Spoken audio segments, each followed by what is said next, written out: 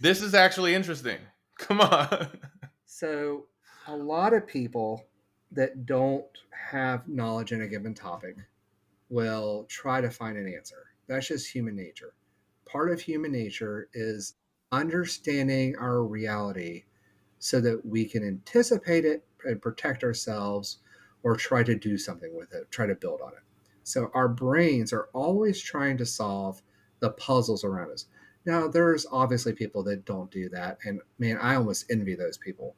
But ultimately, if you think you understand something, the challenge of understanding that thing usually will lead to conflict, even if they could be wrong, because their sense of safety is based on their belief in the thing. So if we go back to the COVID vaccine we were just talking about, there was a person that was talking about how it sterilized them. And I was like, wait, what? How did it do that? He goes, well, I just got the shot. And I was like, so you've got other kids and now you can't get kids? Well, no. So did you have kids before? No. Well, how do you know it did it? It just did. I was like, where? I've never heard this at all. Do you think some of that's a result of the propaganda that was getting pumped out by the White House? I had made a comment to you on another podcast. I'm going to reiterate here. Ignorance is easily filled with conspiracy. And I don't mean that to be demeaning. It falls into the exact same thing I was talking about with same thing when people say, it's God, it must be God. Similar. In my mind, it's a very similar principle. And I'm not trying to say God doesn't represent. No, I do it all the time. Like, God does a lot of things for me, for real. But why? And how? And like, nope. Anyway. I ain't got nothing for you. One day we should have the omnipotence, benevolence, and omniscient argument. That one's fun. Okay, but anyway, let's do it now. I'll argue with you. No, we're focusing on this. I'll fight with you. No, we're not. This isn't podcasting. We're having a conversation, Jonathan. We're not podcasting right now. Quit acting like we're podcasting and talk to me. So anything that challenges your sense of safety will be met with venom or fight or more conviction. And a lot of times, for some reason in psychology, the more I challenge a thing, the more you'll believe it, because the more invested you are in protecting it makes it more real to you. So there's a lot of like dark psychology around. If I can, remember that movie with Leonardo DiCaprio and they go into dreams, Inception? Yes. Similar principle. If I can get you to think of something and then I challenge you on it, if I challenge you enough on it, the more you'll believe it, because the more you defend it. And it comes from I bet you can't do a pull-up. You can't do a pull-up. And you say something bad about them to motivate them to do something, kind of thing? Yeah, that's like one way to do it. Another would be like they make a bad meal and you're like, oh my God, can you not make a good one? They're like, this is fine. I can eat this. And then like, oh, I'll give you a great example. Somebody I know, I'm not going to say who, bought food. I'm not going to say what it was. What? And it had gone bad, right? There was obvious mold on the product. And I said, hey, this is moldy. It needs to go away. I don't know why you didn't throw it away. Me saying, I don't know why you didn't throw it away, put them into defensive mode.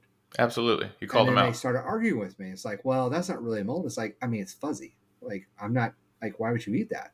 He goes, it's fine. And they literally took a handful and put it in their mouth just to prove me wrong. So by challenging their belief that it was okay, which it was at one point, and it just stuck because they had an answer and they didn't calculate the change. They were invested in the buying of it and the holding of it, and they thought it was a resource, blah, blah, blah.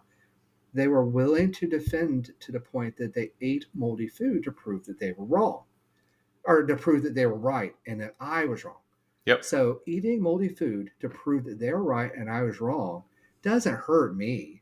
I don't feel stupid because you ate moldy food. That describes MAGA. That is a good...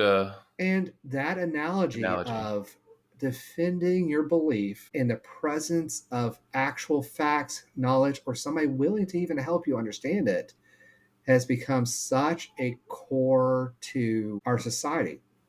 So there's also this effect, and I forget what it is, the name of it. A butterfly effect. You think you're smarter than you are, basically. So you and I could probably find a topic that you believe that you know enough about to where you're willing to argue with me. Music. Even if I have a background in it or knowledge in it or have studied it or something. Like, I don't even know. Like you're Probably. Beethoven, I'm Slash, and I'm about to have an argument with you on music. Yeah, that's like say yeah. I mean, there's plenty of arguments along those lines. I was talking to somebody very recently about something sciencey, and I forget what it was. Bill Nye the And the Science Guy. person said, I read it in an article, it's true. And I was like, well, I also read another article that said it's not true. And they're like, well, no, I don't. I read the article. It's this way. I was like, well, explain it to me. I can't. Well, no, I mean, like, I'm willing to hear you out. Nope, I can't do it. So then why are you willing to capitulate that me actually knowing more about the actual topic allows you to discuss it? Nope, I'm done. And it's like, you can't discuss it, even on something as simple as like a scientific breakthrough or whatever. And that's where you get into these It's arguments. a fascinating phenomenon. So there was an argument I got into with somebody about Beyond Meat. And Who? Beyond Meat is a Beyond Meat, lab grown meats. So in theory, there's two basic principles. One is nothing will beat animal grown meat, right? It's just it can't be reproduced. But when you think about anything that exists with enough time, resources, and patience and understanding, that's just fundamentally not true. If you have the right, You think we can stuff, recreate it exactly? can you recreate the exact paint strokes of the Mona Lisa? Well, technically, yes. You could program an AI to calculate what the brushstrokes are. You can do scans to figure out what they were even under the top layer. It can Someone do should color do that. analysis. Have your AI 3D printer paint a Mona Lisa or something extravagant like that. I mean, it's getting well. I mean, they can do all sorts of stuff Hit now. subscribe too. But the point is, like, you could, in theory, build a robot and to create the paint to match up nearly identically, to create the brush strokes with the right types of brushes, and have it analyze the brushes and the brush strokes and the dry rate and Diameter of the temperature. hairs, the amount, the Well, quantity. Yeah, whatever. You could do it all. those are not as complicated. If I remember correctly, brushes from that period uses horsehair, so it's a pretty fixed thickness. But even with that, like, okay, fine, we'll just go buy the exact same paintbrushes from the same place Lowe's. and wherever it was he did this stuff, right? And then if the robot can calculate angle to disbursement to saturation of paint on the brush and pressure and go over the paintbrush strokes based on its x-ray analysis of the paint at a different level, like, technically you could recreate the Mona Lisa down to a chemical level, down to a nanometers precision. In theory, it is possible. Now, is it a crap ton of work? Yes. Is it possible? Is it Yes. though? Is it? AI does a crap ton of work. No, if you think about how, like, all the experimentation to figure out how to, like, end a paint swipe with the right amount of paint on it to have the right buckle where the paint folds over and then folds in on itself, like, it would have to experiment. It'd have to practice. There'd be some learning to do. Iterations, but it would be quick, exponential, and no, because the physical act of doing it with right, the medium that's will a slow set you time. down. That is a set amount of There's time. a fixed duration of time it will take for each brushstroke to do, regardless of human versus robot. Yeah, like, you're right. It's going to have to mimic the speed, the pressure, the temperature, the amount of paint on the brush, and all. Like, there's all these things you have to calculate into. How long do you think it took Michelangelo or whoever painted the Mona Lisa to paint the Mona Lisa? How many? Long time. You think like years? I was under the impression it was months. I could be wrong. Leonardo da Vinci. Leonardo da Vinci, time to paint Mona Lisa. And most people don't know there's like multiple Mona Lisas. But anyway, so back to the Beyond Meat. Is it possible to grow meat in a way that mimics meat as it is now? You're talking about cellular structure. 16. Yikes. So, gosh, she would have been an old shit by then. 14 to 16 years. That's pretty cool. Leonardo da Vinci began painting the Mona Lisa in 1503 and worked on it intermittently for about 14 to 16 years, adding layers around 1517, shortly before his death. That is genius. That's cool. That makes me actually respect the Mona Lisa a lot more. I never really had a frame of reference for how long a painting takes. And it's so small in person. Most people don't realize the size of it. How big is it? It's only like that big or something. No fucking way. Yeah. And one of his other pictures that he did around the same time, if I remember correctly, it was only like this big. But seeing it up close, I got to be within this close to the actual picture. Really? And look at the brushstrokes on it. It was amazing. It's not a picture. That is the Mona Lisa. Well, no, sir. Like another picture. Put a little respect on it. By Da Vinci was on display the last time I was at the National Art Gallery. And it was incredible. 30 inches by 21 inches. Yeah, it's not huge. That is tiny.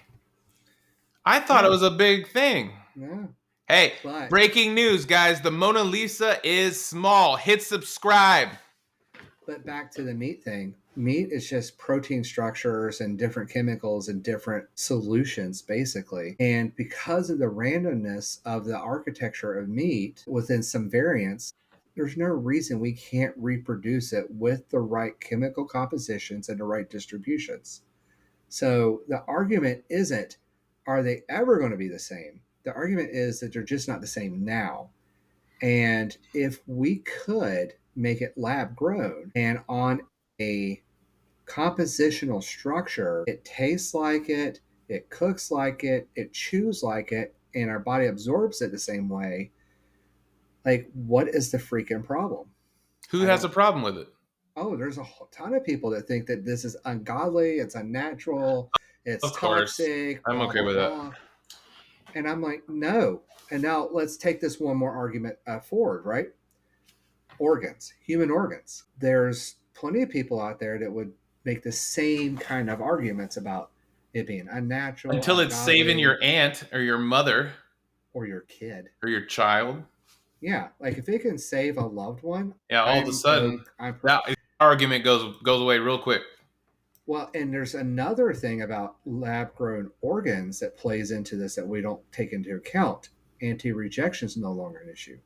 So if right now, if you get kidney or part of a liver or lungs or whatever, heart, because the DNA of those pieces don't match yours, your body's immune system will figure out that DNA doesn't match. It'll see it as a foreign particulate, like an infection or a wound. Foreign entity, please evacuate. And it's going to try to destroy it. So everybody who gets an implant like that is on anti-rejection drugs for the rest of their life. What is anti-rejection drugs? They're immune-suppressing drugs. Oh, that's unfortunate. Everybody that gets a organ transplant is going to have a significantly weakened immune system going forward for the rest of their lives. For a period of time, because that's just a problem to figure out for the medical community. It's a problem until it's figured out, yes.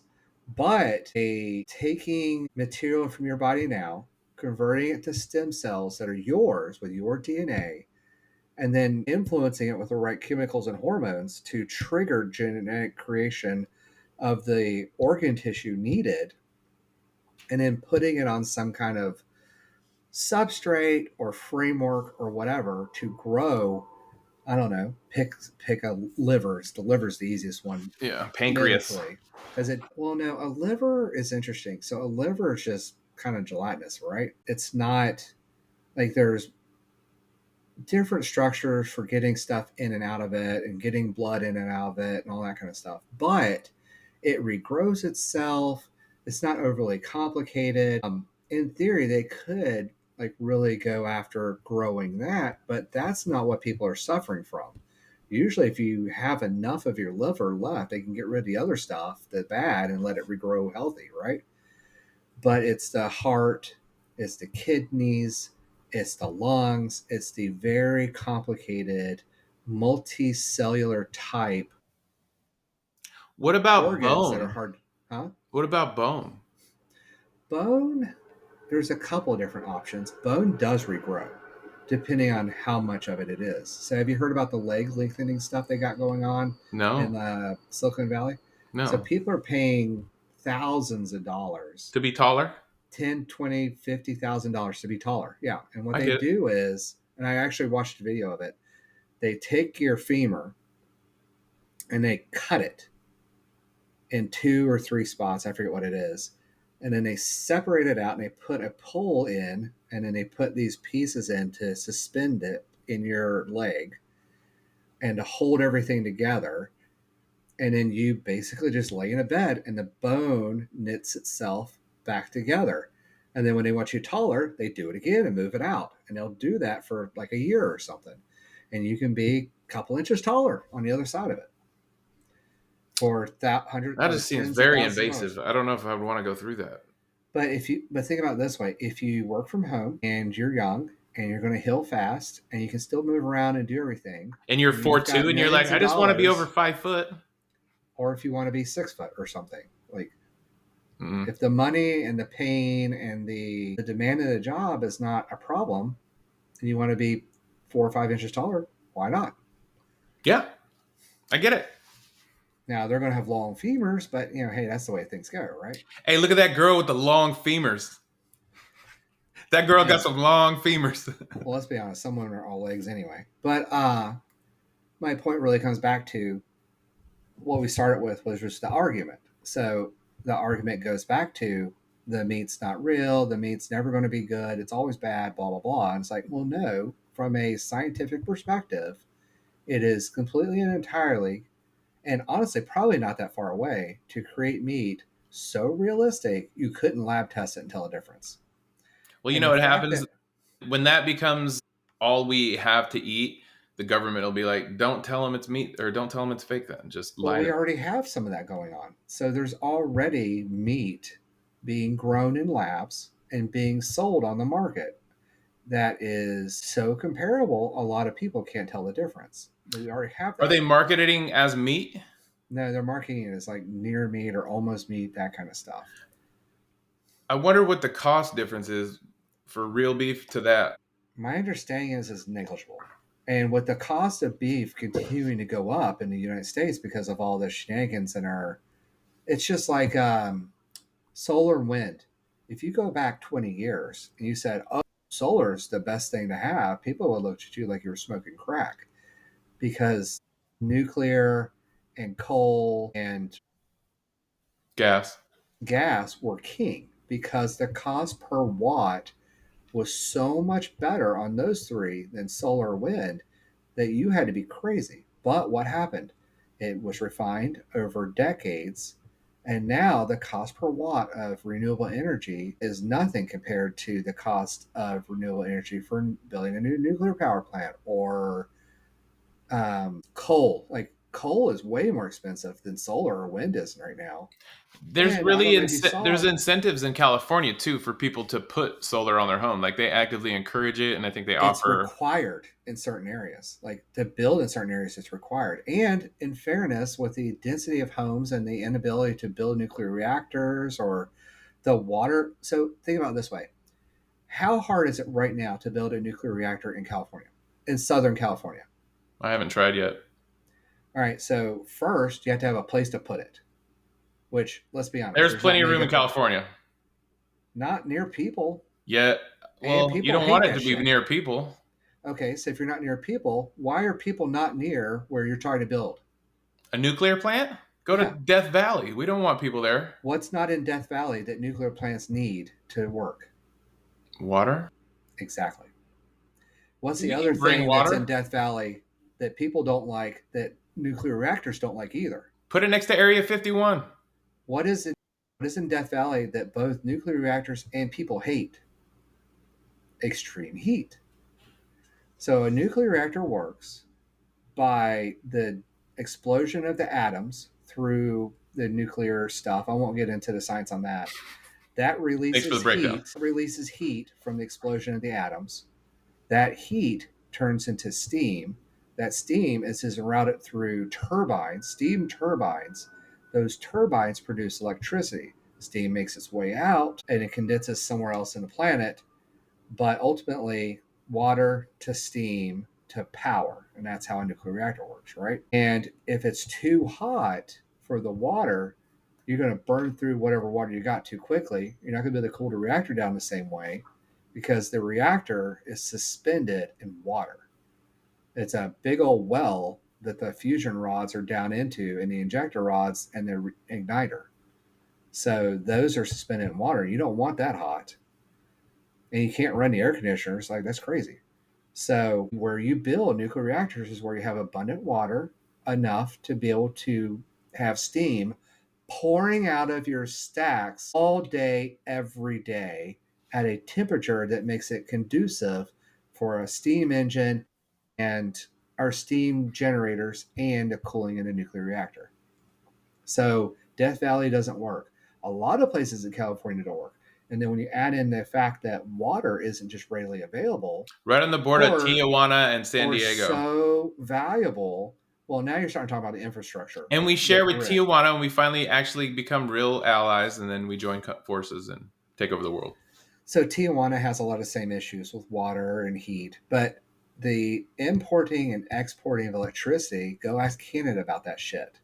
So there was a whole thing recently about us importing electricity from Canada. Trump put a tariff on it, and whole areas got shut off, or their power bills went up 100%. Yeah. So importing. Now, the other part of it too is there's not a significant enough infrastructure for power lines and cables to handle sending multiple megawatts of power from Death Valley to San Diego, for example. And the infrastructure is just not available for it. The reality is, if you have an abundant, reliable source of energy, a la the sun and wind, then why wouldn't you keep the distance between where you generate the power and where you need the power to its least, which is on top of the fucking roof? But, whatever. The windmills, destroy the environment. Yeah, and all the birds, they bring down the property value. So I heard a rumor about that, and basically the reason he got started on windmills is he was at a golf course that he owned, and he was at a golf course. I don't know if he owned it, and he looked out the window, and there were windmills in the horizon, and he thought they were ugly. And from that point on, he was Don Quixote, and there was always going to be a problem. I'm sure that's exactly how he is. Like, he picks a thing, he makes a nickname for you, and you are that forever. So, so Beyond Meat's not realist. I mean, Beyond Meat is the course. Like, it will happen eventually. The ability to reduce the cost and increase the quality, just like we did with solar, is realistic. It's highly likely, and it's just going to take refinement of the technology to get us there. But once they get it there, there's another thing that's going to be really cool too. Do you know English? Do you know why McDonald's and Burger King were so successful for a long time before they raised their prices too much? Killer The business one model. big thing that they were known for? Big Macs and Whoppers. Consistency. You could go to Every success story is like McDonald's in the country and order the same meal, and it will pretty much taste exactly the same. Not in Sri Lanka, and I have firsthand experience. I'm talking about the And United Pizza Hut. States. Pizza Hut in Sri Lanka, not the same, guys. Chicken wings in Sri Lanka, bit different. In America, the America. land of the not free anymore, Ugh. McDonald's and Burger King were consistent with their food across the country. And you knew that if you went to any city in the United States and there was a McDonald's, you knew what to expect. You could start to get excited about it, and you would reward it for your excitement by it tasting like you thought it would. So when lab-grown meat gets better to where it is comparable and hard to distinguish between regular animal-grown meat, then that consistency value comes in. Then the meat is consistent. It's easy to prepare. You can automate all that stuff out too. No, then you get different grades. Like, you get different flavors. Like, Why I would like you my have different prime rib with a grades? lot of fat in it. She likes her prime rib with a Sure, very lean. you'll have your 60, your 70, your 80, and your 90. Mm-hmm. But beyond that, there'll probably be no disbursement of no variation in anything else. The fat percentages will probably be the only significant variation across the distribution. No.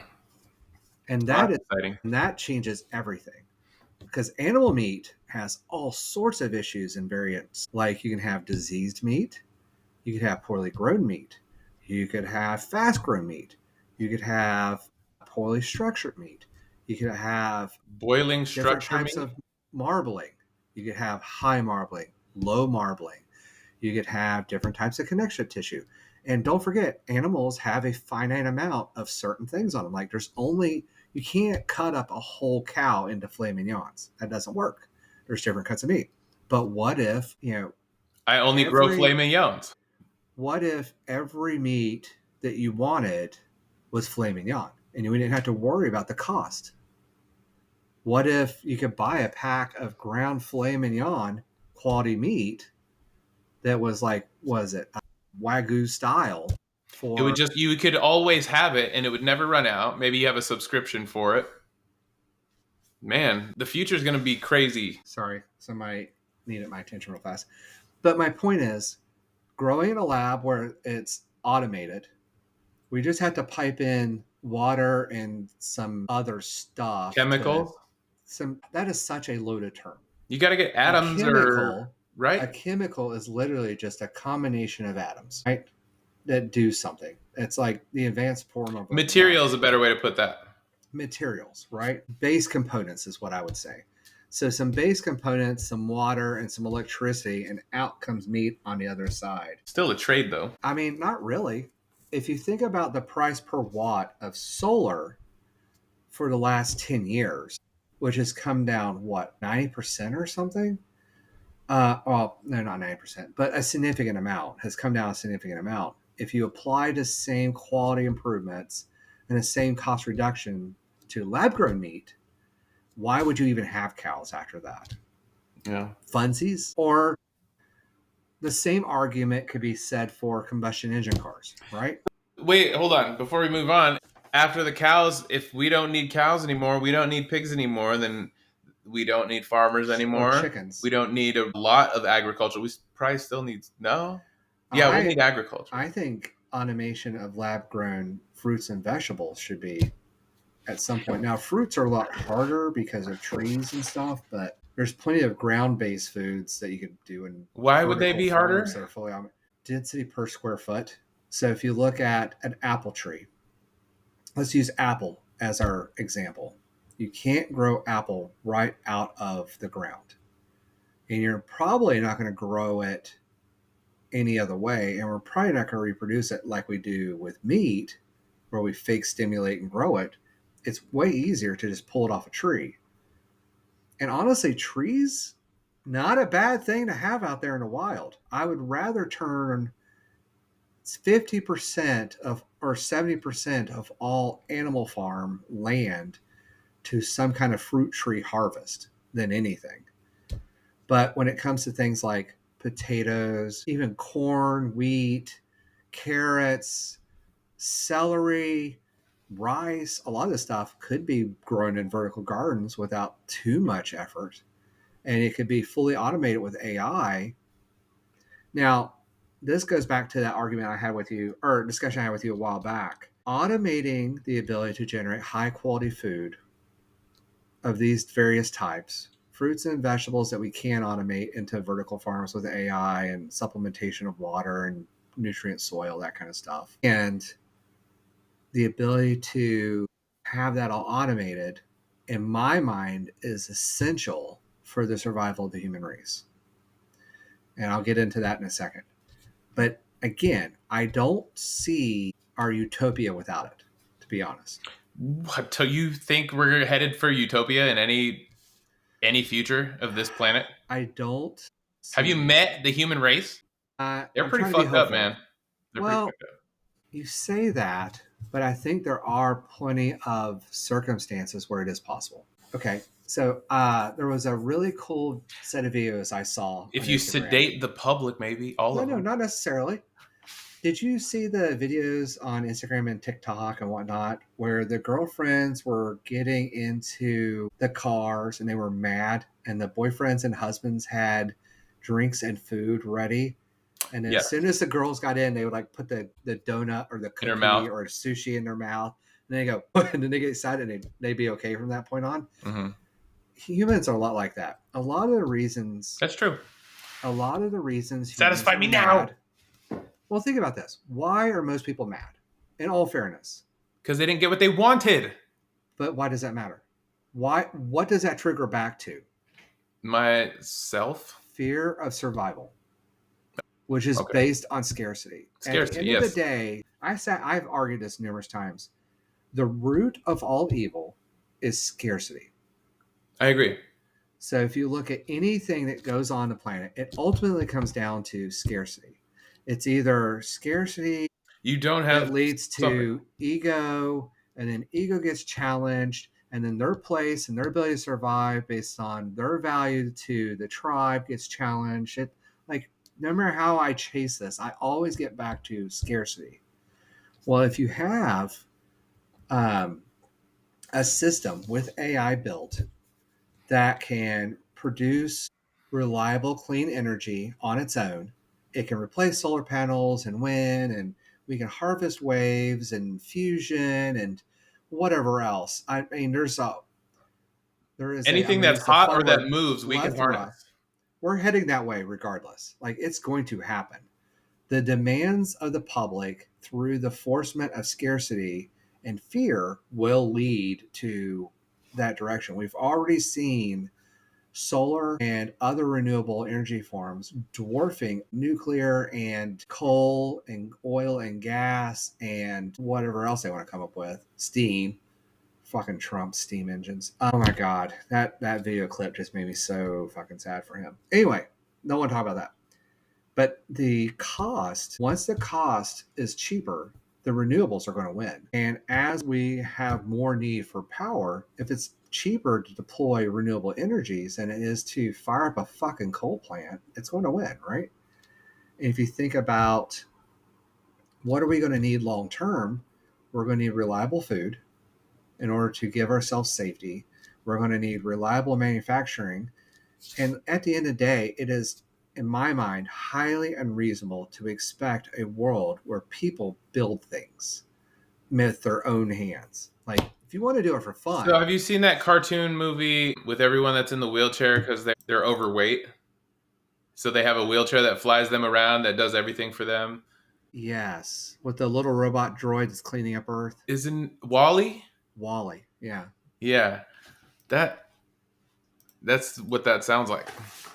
Well, not necessarily. So Wally is a dystopia, and I would happily discuss that another day. But at the end of the day, if I gave you the choice of saying you and your family will always have free healthcare, free food, whatever you need or want, housing, I don't know if I said medical care, and education, clothing, whatever you need, at no expense to you, do you give a shit beyond that other than to enjoy your life and have fun with your family and trying to find creative things to do and entertain yourself in those and learn and grow?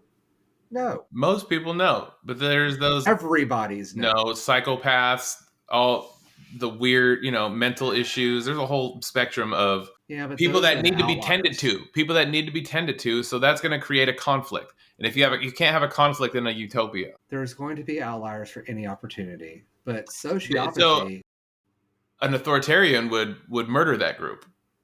I'm sure. And we're watching it happen right now. This is Donald exactly. I Trump didn't want is to say it. specifically targeting renewable energies so that his buddies in coal and oil that give him tons of money can continue to be prosperous. Like, Yeah. it's happening in real time. But in my mind, that's just a last ditch effort because the wave is coming. If you look at the trends on automotives, they're moving, they're changing. People have Yeah. been traumatized by continuing rising gas prices. How many gas shortages have you lived through in the last 5 years? Yeah, And and we're watching the rest of the world kind of adapt to electric cars and electric stuff. So I think there is a feeling in it's, America, at least I kind of feel it, is like, how come we're not doing as good as and you them know the anymore? How come we're reason, not the best anymore? Is how I feel. well, let's not get into the America versus the world, but the electric versus gas. So what's the main inhibitor for people buying an electric car right now? Range anxiety. What? Range anxiety is one of the biggest issues. How What? far your car goes before you can charge it. Oh, correct. Range, and if you get anxious about, oh my god, I'm at 20%, how am I going to get home? Well, you're used to, and what you're familiar with is gas station, refuel, keep going. Hmm. But an electric car, it's a little bit harder because we don't have the same comfort with knowing that there's going to be a charge. And all honestly, there's a lot of fairness in that. There's a lot of places that Yeah, don't have charging stations there is. yet. Yeah. But it's happening. They're building them everywhere. It's going to happen at some point. The other part of it too But is still, that's another part of the equation because it's not just a pull over real quick and get my gas type of thing. It's I'm going to pull over. You might as well have some lunch and take a nap. not necessarily in the future, in the immediate future. So right now, the electric battery that powers a car is going through several major changes. In fact, the technology behind it, the breakthroughs are happening so fast that companies are abdicating deploying every one of them because they know it'll be more cost effective just to wait a little bit longer and pick one of the better ones that I've comes out heard in six that months. scenario in many business models lately. Like, yo, And we know it's kicking ass right now, but it's pointless. Like in 2 weeks, it'll be fucking this. You know? yeah, there's a the exponential curve of technology. Have you seen that? No. So for those at home, if you think about how different tech, well, let me talk about the battery thing real fast. So right now, our batteries are lithium based for the most part, right? And those lithium supplies are limited. We thought lithium supplies were very limited, and they're generally wet batteries. So they're like, remember how batteries died, like in cell phones a few years ago? They would you go from like 100% to 80% to 90, like it would go down. Yeah. What happened was the silicone was in a almost like a gel state, right? And as the liquid evaporates out of the battery, no matter how sealed it is, you're going to lose a little bit. What would happen is as that battery expands and contracts from every charging, it wears it out a little bit, right? And eventually, what happens is a break forms in the battery from the expansion, right? And that break prevents the electrons from going across the surface, which prevents this part of the battery from being able to be charged. That's why they break down, right? Now, newer batteries don't do that. They had self-healing batteries for a little bit. Now they've created solid-state batteries that use a different chemical composition that don't have the same expansion and contraction. They don't tear apart the same way. They figured out how to re-engineer the material so the electrons. So if you think about the old batteries, like the kind you had in your cell phone 5 years ago, there was a cathode, Yeah. or there was Anode, plugs from the cathode, right? wires and that plugs into the material, and the electrons can just kind of disperse in it, like if you dropped an ink drop into a thing of water and then watch it try to disperse. Now, trying to do a lot of ink, it takes a while for it to really disperse in the battery, right? And when you get all the breaks and stuff, it changes.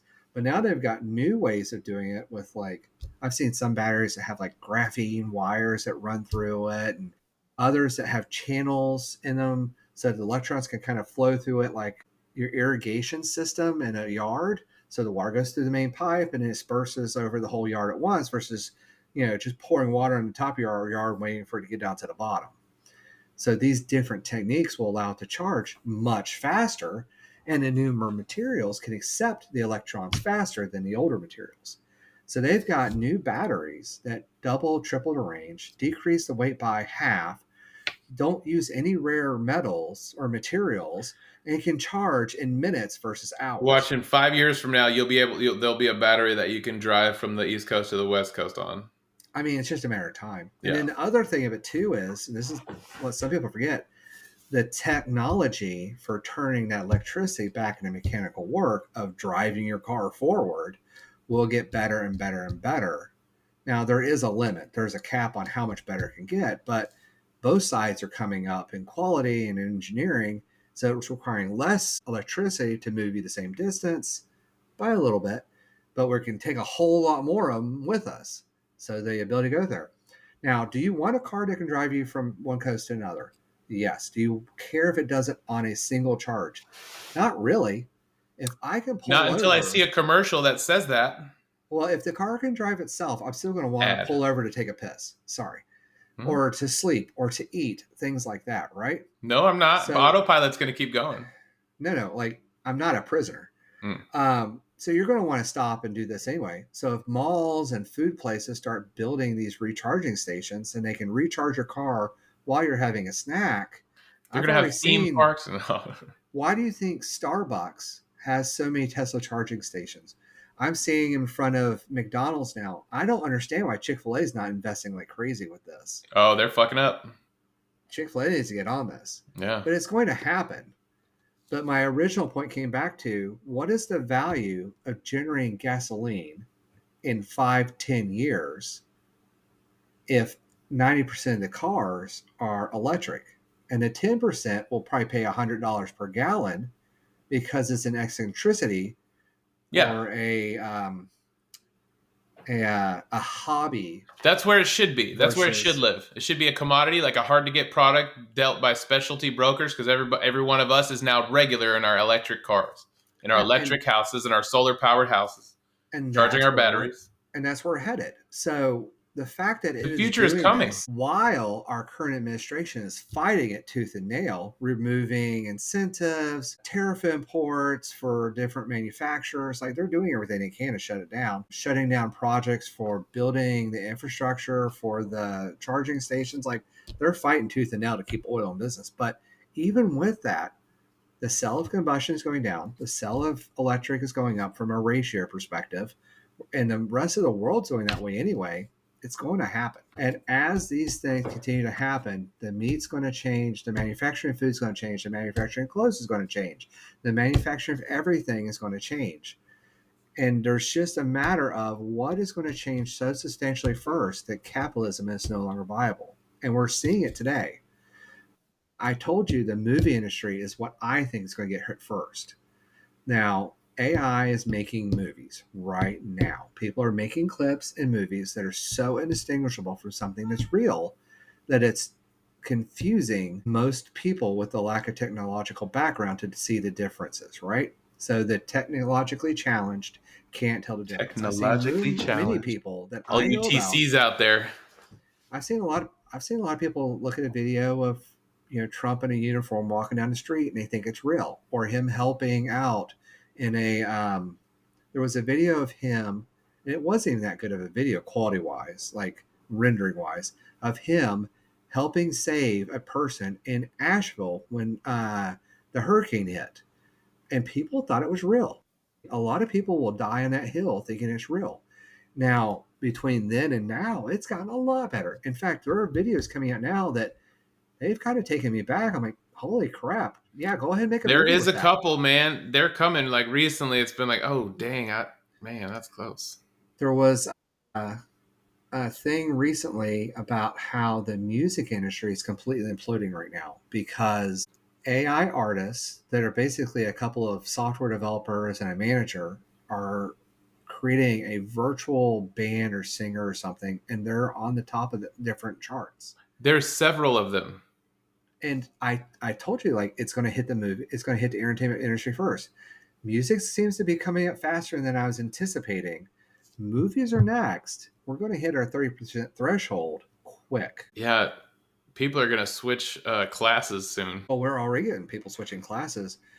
We have the lowest amount of middle class that we've had in like 100 years or something. We have poor people and rich people. There's more rich people than there used to be, but the ratio is highly oriented towards them becoming poor than rich. And that's just going to continue. And we're going to have if the government doesn't get serious about like how are we going to handle the transition from where we're at now to a jobless society, which is AI's moving towards quickly. So there was an argument I was making with somebody recently about COVID deaths. And you argue with a lot of people, man. So do you believe that the COVID deaths number is inflated with people that didn't die from COVID and just happen to have COVID? Yeah. Yeah, definitely. I believe that based on stuff I've heard. Mm-hmm. What percentage do you think that is? Just 15%. I think it could be anywhere from 15 to 30%. I don't know. Yeah, I can see that. That is in my range as well. Let's call 30% just to make the numbers okay. Flat, right? So how many millions of Americans died and are currently reported to have died from COVID? Over 1 million, wasn't it? I want to look it up because I don't want to guess. Can I actually find a real number? I got 1,228,000. Yes. All right. So pull up a calculator. Let's do some fun. Let's do some math. I mean, calculating deaths is not fun, but the A math is calculator? interesting. So 1,219,487. Here, I'm just going to do it locally. All right, so 30% of that. Where did my calculator go? No one uses the calculator. That's why we couldn't find it. Holy crap. For real? I was going All to right. open an Excel spreadsheet. Oh my God. I'm going to pull up my phone because See? I know its calculator works. Laughs on you, high school math teacher. Haha. You didn't have a cell phone in high school, did you? No. No, they didn't exist. I did. Mine, No, I had a in pager. high school, I had a push button phone at my house. So 1,200,000, where was it? 1228289. 487. All right, so let's say 30% were false flags, right? What was your number? I'm just using false flags. Okay. So let's say 30%. So that means 70% were legitimate deaths, right? That is still 853,640 people that died from COVID directly. So let's think about back to the AI number. There's a theory 30% of the jobs prior to AI, if they disappear because AI replaces them, the economy implodes and we end up with a collapse of capitalism. How many people are in the music, movie, or TV industry? What percentage of our country's in that industry? What percentage? Like 1? Yeah. Percentage of Americans in the entertainment business. Less than 1? Well, according to this, 60% of our expenditure currently is entertainment. I can't find these numbers. What was the question? What percentage of Americans are in the entertainment industry? Music, movie, and TV, and singing, acting, all that kind of stuff. Anything where they pay to see you perform, an entertainment-based thing. 1.4, about, like, including, like, employed in the arts, entertainment, and recreation sector. 1.4. I was pretty close. The American film and television industry supports 2.32 million jobs. How many Americans are there? 100 million? 340 million. So 2.32 divided by 340 times 100. So 0.5%. Of what? But what happens when all that goes away? What were we talking about? The entertainment industry. If it all gets eaten up by AI and no human is manufacturing entertainment content, then less than 1% of Americans lose their job. Man, it's way more than that across every industry. Like, this is going to be a radical shift in the job market in general. It doesn't matter. I mean, we've already had, since Trump took office, data entry is going to go away. A million jobs have disappeared in the first 10 months of his presidency, or 9 months. And if that trend continues, we're looking at 5 million Americans, to somewhere between 5 and 10, if that trend continues. Now, that doesn't take into account the ramping up of AI over that time. Industry after industry is just going to fall, right? Yeah. So, well, 30%. No, the people in those industries are going to fall. The industries are going to get stronger, I bet, and they're going to have to support an unemployed workforce. How? Because the businesses aren't going to necessarily take a hit. They're going to do really, really well. How? Because they got rid of all their overhead, and now they can produce at exponential levels. Who's going to have money to buy their products? Huh? Who's going to have money to buy? That's what I'm saying. It's going to be a radical shift, and it's going to put the companies in a situation where they have to take care of the poor people, because now they have all the money, and those people still need those products, so they're still going to have to give them some spending money to buy the product. It's going to be a weird economy. Mm-hmm. And that's the shift that we've been talking about. If you look at, there's a show called The Expanse. Have you heard of it? No. It's on Amazon Prime. Really good show. In there, the people of Earth, 50% unemployment. 50% of Earth? Universal basic income, if I remember correctly. They're just dying out there. So, where? On the United States, or on Earth in that show. Oh, on the show. Okay. Got you. So that's an example of the continued failure of humanity if we don't figure out how to handle this. Now, the We're not guy going to that's figure in it out. charge of OpenAI, what was his name? I'm blanking on No it all of a idea. sudden. He said recently, and I'm going to butcher his quote: "If AI can replace a job, it's not a real job." But if you go back and look at it, I was only talking about the entertainment industry. Medical industry is next. Well, After I that, bet the entertainment, it's going to be like the Matrix. Like the machines are going to go one way and we're going to go one way and we'll have to entertain each other. Maybe they won't go away completely. We'll you're lose assuming everything. it wants anything. Let's And then, assume no AGI. Let's assume no general intelligence. That it doesn't become sentient. Let's assume it doesn't do that for 50 years, right? It's just capable of slowly getting better at creating the things we ask it to. Let's just assume that, right? wonderful. Okay. Well, at some point, it's going to slowly eat away at jobs. And then as it gets better at things, it's going to start eating away at jobs faster and faster and faster. Hmm. So there's an inflection point in there somewhere. Yeah. So what happens when 30% of the populace can no longer work? We are going to find out. Have you heard of the term eater? Eater, yeah. So for those who don't know, eater is a derogatory term the rich have coined for the people that live on Oh, no, I government have not heard that assistance. term. It's a term that they've called breeders, the other one I've heard recently too. It's a derogatory term for those that aren't producing For the rest of haves society. to talk about the have nots. Yeah. So if you think about a person, let's go with a musician, right? They're a 50-year-old musician, just to give it a number, right? If the music industry basically casts them out and they're done, let's say AI takes over the whole music industry in the next 2 years. All the top charting artists, all of the music on streaming services and over the radio is AI generated because that's where we're headed. We're quickly approaching that point. There's not going to be any stars in the entertainment industry, but there's also going to be a request for people playing because they'll just have AI do it, right? Because everybody will have access to it. And let's look at the TV Yeah, but music there would be industry. a large group of people that would still just want to be entertained by people. They would be standing up against the AI. Like, no. In bars, Yeah. in videos, it'll be niche, right? Niche. Yeah. Like That's where I'll live, equate it baby. to the same people who like to crochet and knit. Those are great examples of jobs that used to be super important to our society that are now just hobbies. Singing will end up in that same bucket for the same part. Hmm. Do people buy home crocheted items? Sure, it's very bespoke. There are plenty of people out there who do it. I have friends that do that. I don't know if they make a living on But it, it would I'm sure not be it's smart to enjoyable. start a company that sells those accessories for that thing, for knitting Sure. accessories. Well, I mean, there are Even companies if I'm that's passionate.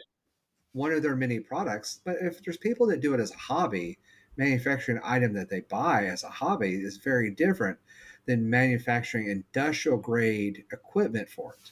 Right. And the industrial grade equipment becomes automated and AI'd. You can supply that, but then the AI starts manufacturing that, and you lose all your workers for that. Like, it's the. Have you ever seen the picture of the snake that eats its own tail? Hmm. That's our society right now. As AI gets better and better, it's eating it's the More tail and of more. society. Yeah, it's going to So eventually be. it's at 0.001%, but it's got a hold of that tail, and over time, it's just going to continue to eat and eat more of it. At some point, that it's not going to get backed off. We're not going to shut it down. We're not going to turn it off and get humans back to doing it. It will be cost prohibitive. But at some point, the ability to sell things is going to go away. Look at Ferrari right now.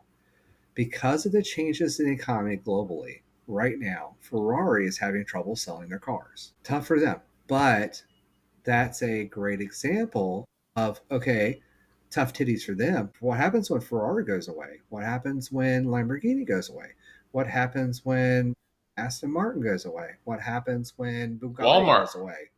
No, What Walmart won't. happens when all these cars go away? What happens when drivable cars that you own go away?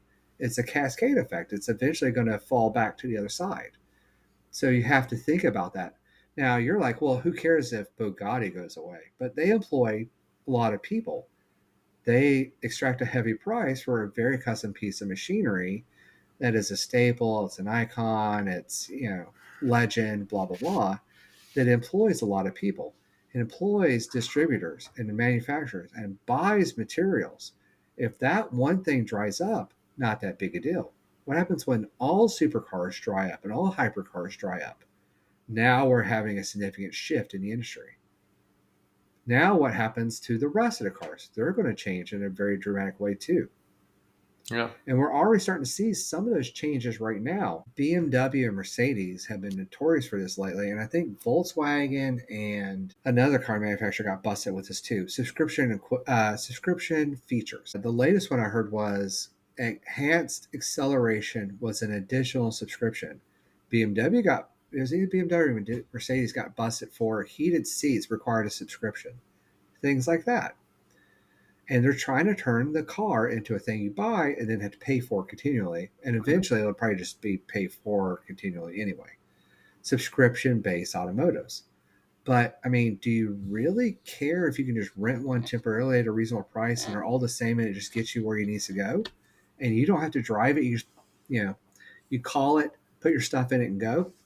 Well, not really. I like it. But what happens to all the diversity, all the engineers, all the manufacturers, all of the people that are employed across that spectrum? They're gone. And that's my point.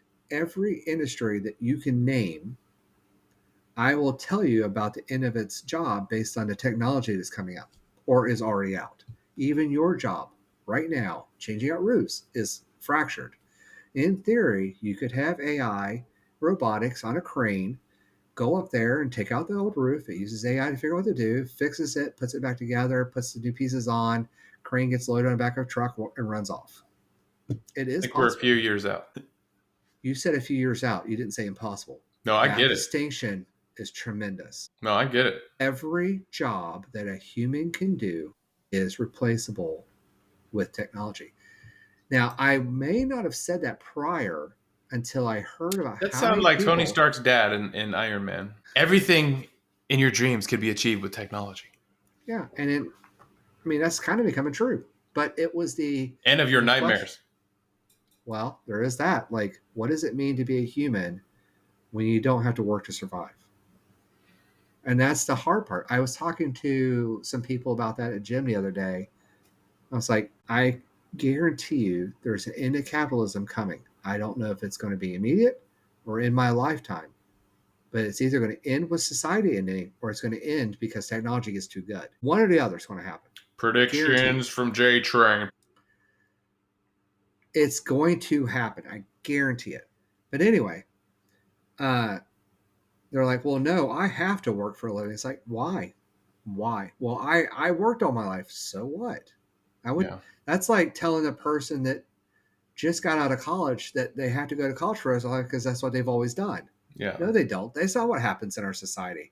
You go get a job with your career. That's really just a habit.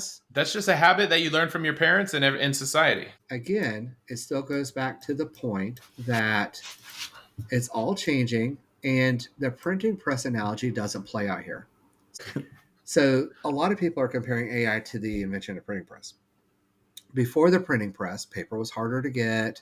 It was in low supply. It was very bespoke, really. Books were handwritten or they were done with like hand-created tiles the different ways they made it was very hard to reproduce, time-consuming, costly, and it had a price of books going up. And then somebody created a printing press. They figured out how to make something that you could just dip in ink, stamp, ink, stamp, ink, stamp.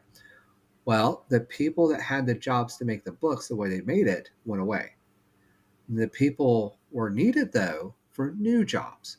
You needed new people to man the mills, standardization of paper, the ability to make the books with the resins and the glues and the bindings and the covers and all that kind of stuff. Ink needed to be made in larger volumes. The machines needed to be made on larger volumes. But also, a big part came about in the ability to distribute the books. Now, I love the analogy that, I forget who it was, discussed how the printing press led to World War I. Like, it is the inflection point in human development that led to World War I. But anyway, so that created new jobs, right? We are not that same society. We have distribution chains, we have manufacturing chains, material acquisition, and so on. The ability for AI to come in and take over different already established roles is real between robotics or just some kind of semi robotic AI driven machine or some kind of humanoid robot that runs in and does something, right? So, as the robot comes in and takes that job, if we use the printing press analogy, it's like, oh, well, humans just have to reskill and go to this other point. There's two issues with that. One, it takes time to reskill a human. Now, let's talk about prompt engineers real fast. When AI first gets started, creating a prompt to get you the thing you needed was a lot more challenging than it is today. Evolution of the technology, right? And all of a sudden, prompt engineer was the new hot job. It lasted like a few months. Yeah. And then prompts got better. And now today, you can actually have AI create you the prompt, then you turn around and ask AI again to get better. It's hilarious. No, But AI is even so with that, crazy. its ability to tokenize and understand human language is so much better today than it was 6 months ago that almost anybody can go in and use it to do some stuff. Even my daughter can go in and make it do all sorts of cool things. Now, is it good quality stuff? Not necessarily, but the fact that anybody can access it is was it a million monkeys for a million years can create Shakespeare analogy? Like, you bang it enough, it's eventually going to put out Mozart. And what do we get? We are getting chart busting, AI based generated songs and with AI based artists. It happened. So the idea that, oh, it will never is unrealistic. And the idea that it's going to create a job that won't be taken by it is also inferior and debunked. Okay, so you create more widgets, you got to distribute the widgets, you got to sell the widgets. Well, no, AI can go and start doing those things at some point too. It's just a matter of time and effort, right? You're like, oh, well, AI can make new shingles. That's fine. I still need a human to put it up there. It's like, no, like they'll make robots at some point to go change out roofs. It'll just go down the line. It'll be cost effective. It'll get it done in a good clip and speed. It may cost you a little bit more or less. Who It'll knows? probably be, honestly, it'll probably just be a totally different way to install roofs. It'll probably be a machine on a end of a crane that just kind of sweeps them off Exactly. and It'll lifts be, it off, puts it in a big container, drops the yeah. new one on. Or it'll have a rake and it'll take off the rake and then it'll have like Yeah. a rollout of the shingles. So it'll just roll the shingles out Hmm. across it, cut it, staple it on, do the next row, staple it on, do the next row, staple. Like, who knows, man? The Yeah. fact that you and I can discuss three different options in under a minute proves that not only is it going to happen or can happen, it's going to happen. And it's just a matter of time before roofers are out of business themselves. And I'll be an owner. I'll own one of those machines. I mean, Amazon's not going to let you. All right, well, we're going to have to figure out a strategy to take Amazon down, if you know what I'm saying. I think I think we need to start looking at this argument differently. You're talking about taking down Amazon. Like, no, fuck that. I'm fine with it. I'm fine with AI taking all the jobs. I don't want to work. I want to create. I want to do the things that interest me and create the things I'm interested in. If AI helps me do that faster and easier, cool. There's like 5 projects I was talking with my wife the other day that I'd love to do. I don't have time and I don't have the energy and I don't have the skill set for some of them. But if AI makes that, like I can do a couple of these in maybe a week, Like the Matrix, just plug it into your head and upload the skill. or just talk to the AI chatbot that looks at you like your assistant. And yes, sir, all that sounds great. What if you thought about this? How about this? Here's a rendering of what that would look like. Would you like to change these things? And it just walks I you can't through it. wait until it's like I talk to mine, but then I have to stop it and then hit play, and it doesn't talk back to me. And I can't wait until it can communicate in real time in a real conversation. Like, hey, what do you think about this? No, no, no, no. And how about this? Like Yeah, that's the next step. It's I'll going to be happen. excited. I'll be really excited for that. It's going to happen, and it's going to happen quickly. I expect that anytime now, to be honest. Well, I'm excited That about stuff is AI. so What about crazy. you guys at home? How's AI treating you? Are you guys all using it? Your kids? How about your grandparents and your parents? Oh man, everybody's telling me that we should be supplementing my daughter's teaching in school with her going to AI and asking how the stuff is done and letting it teach her at home. Fine with it. Just get the knowledge in Yeah, there. how is this a failure? And I think this is the big thing. It's like we need to establish a society quickly before it gets a runaway on us before it runs away on us, before we're trying to fix the problem, why don't we fix the problem before it happens so we don't have the suffering? Figure out how to make it so that people can lose their jobs and not have to stress about it and can start enjoying the benefits of AI taking over those jobs. And as it cascades through the rest of the economy, we get to a place where people are okay with it And we have to come up with a because they're plan to deal not with all of it. dealing with the fear of scarcity and survival. AI generated food banks, AI generated clothing banks, AI generated houses, AI generated medical care, all these things on the horizon. A lot of this stuff is happening right now. Just at some point, what's going to happen is the government's going to have to what do you call it? When the government takes it over? Government takeover. No. There's nationalize it. That's the word I was looking for. Oh, The government's eventually going to have to nationalize food, nationalize nationalize medical care, and nationalize homes and naturalize all this kind of stuff until we don't care anymore because there is no money to worry about not having. true And that. before anybody asks the question, what happens when we run out of room? Well, hopefully AI's already solved their problem by then, and we're on Mars and other planets and other solar systems exploring, expanding with AI. That's what I think is actually going to be the thing that makes us leave. AI is going to take over everything, and we're going to be like, all right, we have to go. The sun's not going to blow us up before AI takes over. Well, Eventually, we're going to become useless. now, resources are also not limited to Earth. Asteroids and whatnot are passing our planet all the time. And I don't know if you heard, there was a recent breakthrough in warp technology. Oh, I did hear. I get every warp technology monthly.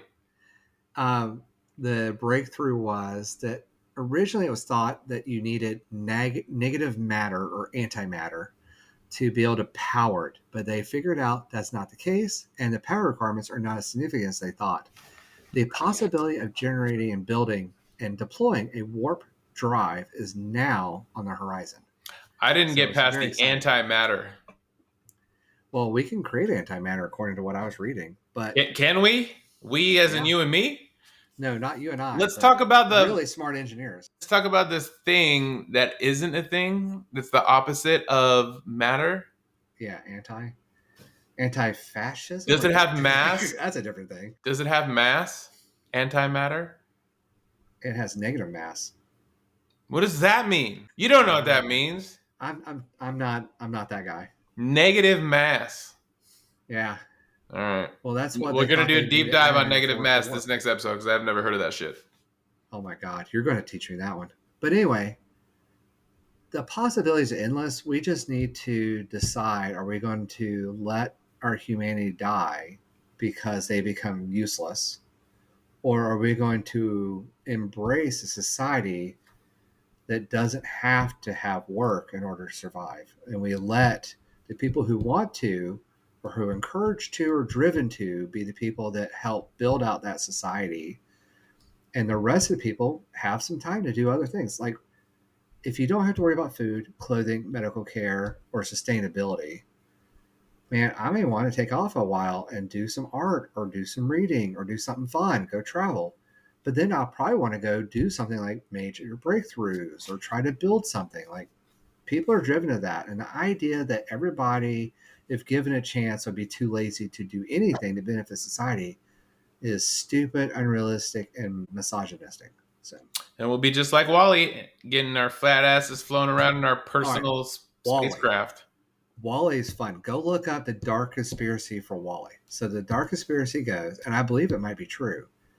The company that built the spaceships that everybody went out on was about to go out of business. And they realized if they destroyed the Earth, it would force humanity to give them money so they could build the spaceships and become the most powerful business in the universe. So they purposely destroyed Earth by making sure the garbage did what it did in order to win and not go under. That makes sense. So they Diabolical. caused what Wall-E did.